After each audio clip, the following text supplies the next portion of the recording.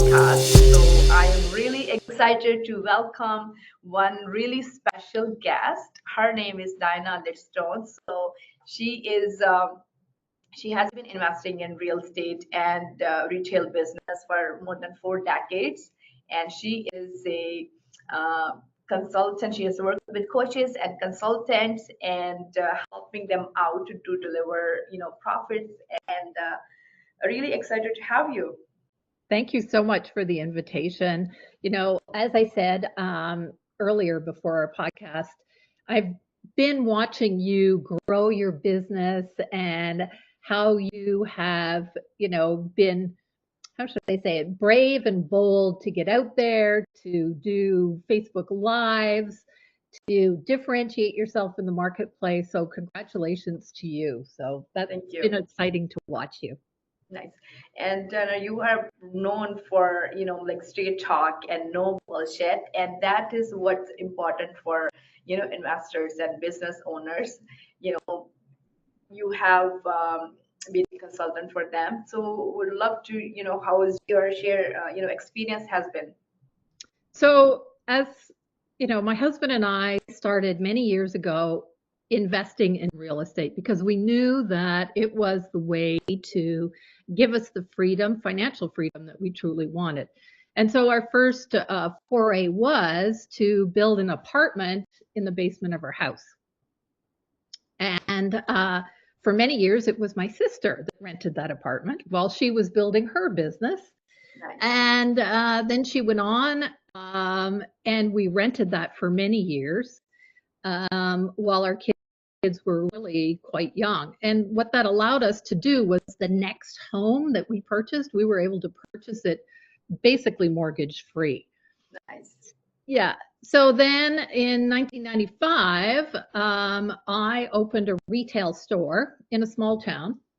And because we didn't have a mortgage, we were able to, borrow from our own home and invest in. And again, we purchased the building where my retail store was. So the idea was that the retail store was to pay for the investment, and over the long term, we would have this piece of property, which we did. Nice. So 12 years later, we sold it.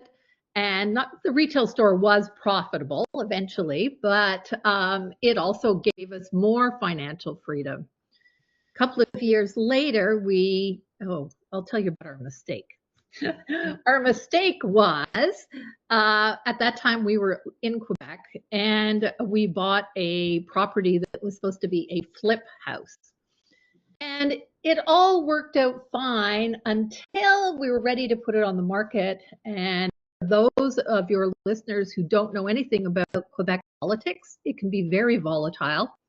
And we were about to put our house on the market just as there was a big political upheaval, and the market did this. So what happened was we ended up carrying that house over the winter. We didn't lose money, but we certainly didn't make the kind of money that we thought we were going to.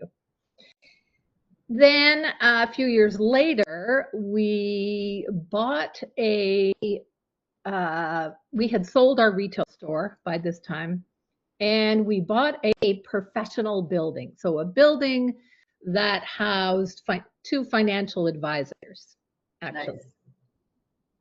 Nice. People like that, they're pretty stable. They're not going anywhere. Yes. And before we bought it, we actually had the financial advisor sign a letter of intent. Now, we had never done any real estate investing courses. Mm-hmm. We just kind of went along knowing from practicality what was kind of going to work.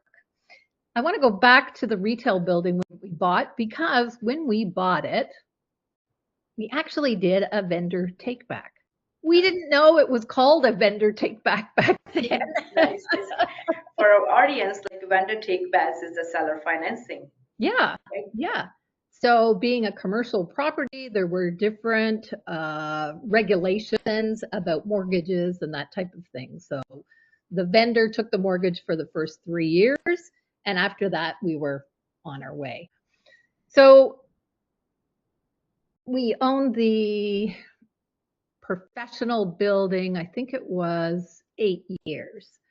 And in that time, my husband did I guess you would call it a refinancing. And it was an amazing cash flow building Nice. that the only reason we sold it was by this time we had moved to Ontario. We were 2 hours away. I know for some of the retail or the real estate investors, 2 hours away isn't very far. But at that time, we couldn't find somebody to manage the property. And so we decided that we would sell it. Again, giving us, you know, great return on our investment.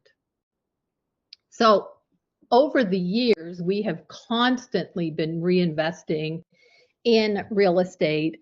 We're encouraging our children to do the same. It is what has truly given us, the financial freedom to where we are today. We recently bought a small farm.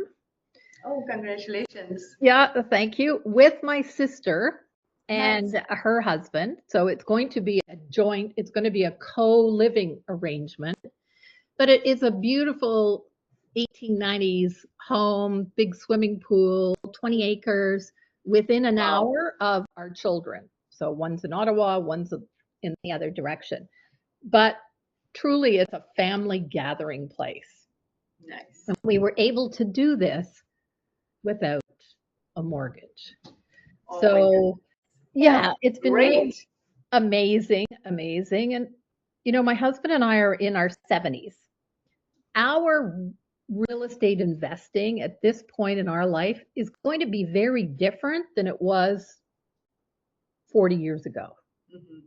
right? Because we need to have different things from from the investment, shall we say. Right. And along the way, during our uh, real estate, if you will, journey, I became a business coach and a marketing strategist. And, I see a lot of entrepreneurs out there who want to be real estate investors. And how should I put this? But they don't realize, I think, that it's really and truly, it's a business. It's a business. It's no emotions. It's like income and expense, and it's also so many things that come with the business, right? So when somebody has a strategist like you with lots of decades of experience, and combined with business, it's in great position. Yeah. Yeah, because it's not a hobby. It is a business, and like you say, so it has to be treated like a business. And I think there's a whole mindset that needs to shift. And I'm guessing, maybe I shouldn't presume for you, but you have job and real estate investing. Well, to make this real estate investing really, Work out. Yeah. grow, Mhm. there's a mindset shift. You can't take your employee mindset and The apply it in business.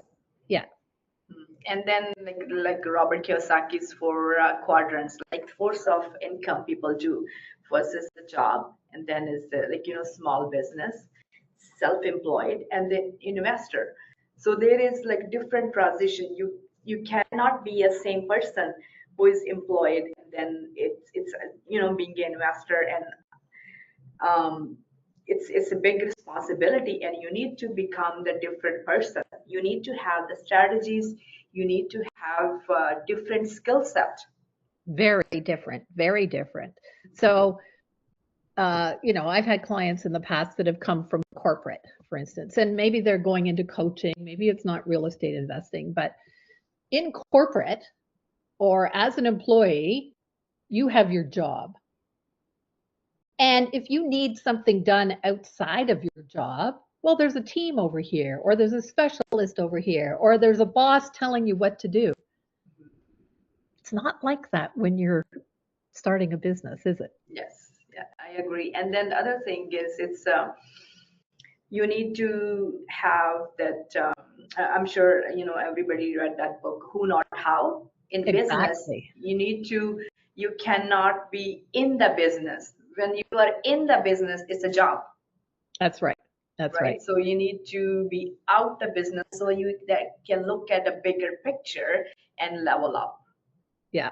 So one of my clients once said to me, she said, so she was a lawyer and she joined me. She wasn't profitable. And we made her very, very successful. Nice. But she said, one of the things that she said is, the difference between working in your business and working on your business. She said she didn't realize she had to lead her business. And that was a key word for her. She had to lead that business as opposed to doing the legal work or doing the real estate investing. Right. And it's not like only completing the task, right? So when you're a real estate investor, you're looking at properties, like you have your mortgage broker, like lawyer doing the transactions, and like there's only you can only do for very small amount of time. But if Mhm. you want to grow, you need a team, and then to see as a team and a business, you know you need to grow as a different kind of person. Like how can you delegate, how can you hire people, how can fire. They say that like hire quick but fire even faster, Yes, because this is eating up your business, and the time being lost as growing those skills and experience is just like insane, right? But when you work with somebody like you're strategist, you help the business owners, you help investors, how they can make those investment, how they can do the real estate business more profitable. It's all you're doing is compressing that time. exactly, exactly. So, you know, um, I think it's next week. I'm speaking at a conference for women, and the thing I'm speaking about is never waste money on your marketing again. And the reason I chose, well, there's a couple of reasons I chose that, but people come to me very often and say, well, so and so guru, marketing guru told me to do, post on Instagram and just do reels and I'll get all kinds of clients. And, that doesn't work. But the reason I'm so passionate about marketing is because marketing drives sales. Marketing and those sales fuel growth. Yes. If you don't have sales and if you don't have profit, you don't have the money to hire the team to take you to the next level. And so it can be a real catch 22. Hmm. So I say if you're not getting your marketing to make you money, then there's no point thinking about leveling up Yeah. because you don't have the profit to quite get there. To call, even like hiring people, right? Because you need to pay Yeah. them, right? Yeah. Yeah. So it's a bit of a catch 22 and you've got to get that marketing machine working. Nice, nice. You're coach and you're consultant, you're author, and you're really amazing speaker. So I Thank you. have seen you speaking at really big stages. So it's really inspiring. Yeah. Yeah, it's fun. It's a business coach told me many, many years ago that the way that I best resonated with my prospects, potential clients, was for me to get out there and speak.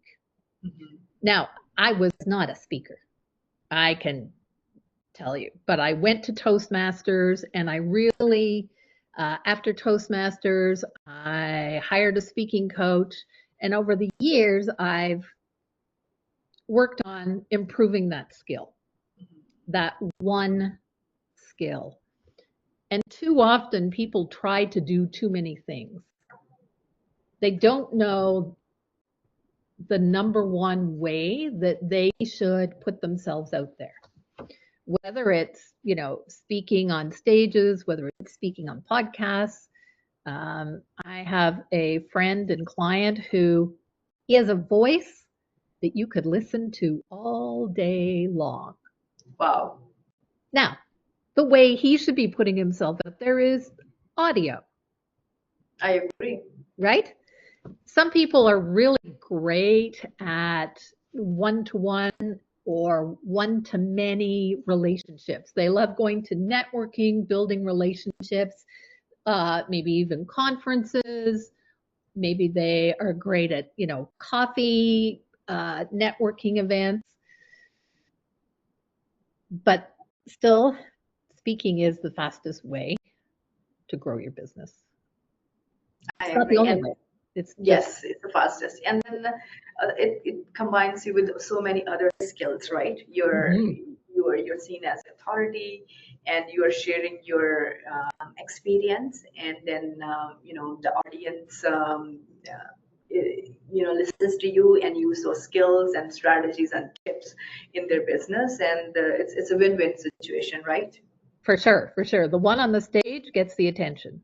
Yes, yes, that's great. Yeah, thank you so much, Diana, to coming on my podcast. And so, what last few minutes? So, few tips for our investors. How can they reach you, and how what what results they would be looking for?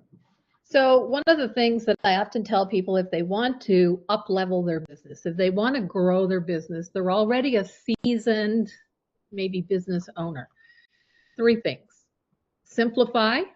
So I'll use you as an example. Your focus is retirement homes. Yes, That's simplifying it.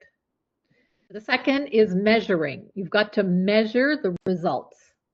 And the third is you've got to optimize. You've got to make it better and better and better. better. Yes, Yeah. So three things: simplify, measure, and optimize. And people can reach me at my website, which is dianalidstone.com. There's buttons there that you can push to book a call with me. There's programs, and I'd love to chat with business owners who want to take their business to the next level. perfect. Thank you so much. So like if you want to do something, go big, and otherwise go home, right? So